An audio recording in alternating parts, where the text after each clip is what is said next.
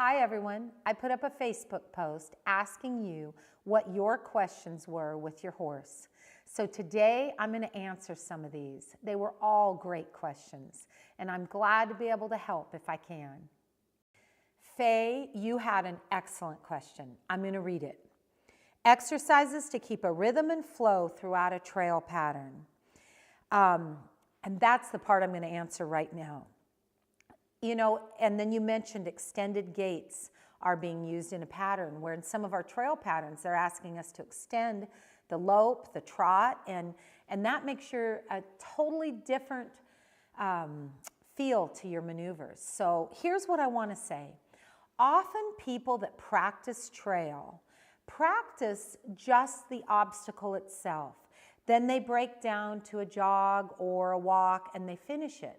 What I will do is often have my riders, and what I do on my horses, is we may lope the lope overs that are in the pattern, then we'll continue loping and maintenance the lope itself and go to the outside of that particular obstacle.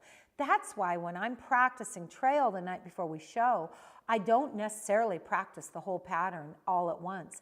I will break apart obstacle by obstacle, and we will work on these things. We'll work on our positioning to the obstacle. We'll work on the horse's acceptance of the obstacle. But then I work on the horse's cadence or movement through the obstacle. And often the way you keep a horse cadenced and moving good is to collect them, bridle them, push them through and collect them. And sometimes that can frighten the horse over the obstacles.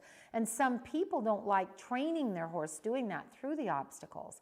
That's why, say we had a left lead lope circle wheel, we might get that horse loping extremely pretty and cadenced and fluid outside of the obstacle, then come over, do the obstacle, leave the obstacle, go back in the open space of the arena and circle again, re-maintain that lope, go back to the obstacle, and that's how we'll practice our obstacles. Because your question is excellent. It is just as important to have a style and a grace and a pretty flow over the obstacles as it is to be clean these days.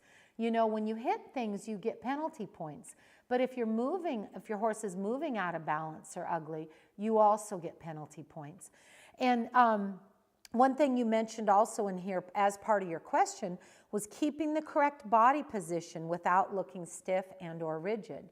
So when you're comfortable, say back to that left lead lope again, when you're comfortable really loping that circle of that left lead lope and you've done it over and over and your horse is in a flow and the poles are almost like secondary. Primary is the cadence, the flow to that horse, the position.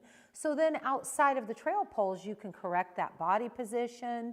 You can relax your body, sit it, then you maybe lope a pole or two or the whole obstacle, then go back to correcting the body position and getting that horse nice and comfortable.